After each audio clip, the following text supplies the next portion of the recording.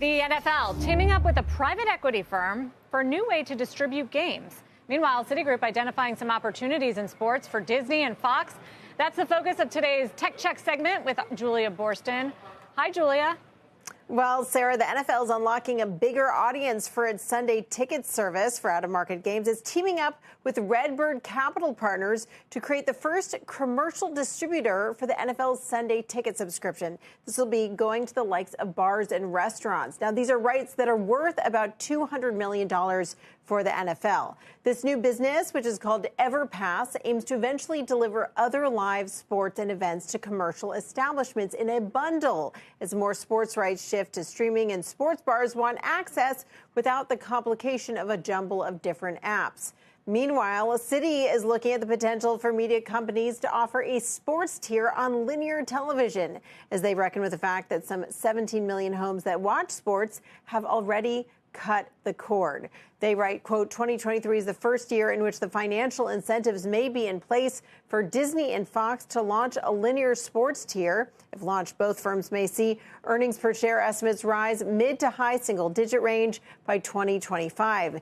They note that they're facing potential subscriber defections among paid TV sports fans and that Warner Media and Paramount could join that linear sports tier too. Now, all of this comes after yesterday Bank of America downgraded Fox, noting that Fox's sports assets don't make it immune to the pressures of the advertising market. Guys?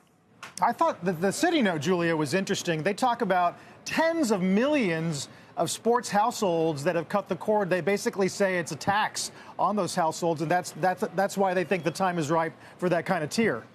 Yeah, it's so interesting because while we've been talking about cord cutting, the question is when we will see someone like ESPN start to put more of their content in the direct-to-consumer streaming business and take it out of that pay TV bundle. We know that sports has been so essential in bringing people into the bundle, keeping people paying for television. But the question now is whether they say, forget about it. We're not going to worry about maintaining the bundle.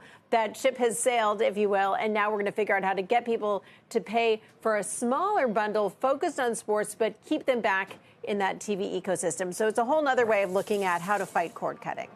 It's like if your household, for example, only wanted to watch Formula One. Which is my household. Exactly right. No, it's the only sport that I want to watch. Others in my household want to watch other sports.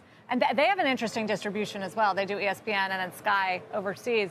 So Julia, I was thinking about the story on the private equity deal with getting NFL ticket to the restaurants and bars. Does that hurt the media companies?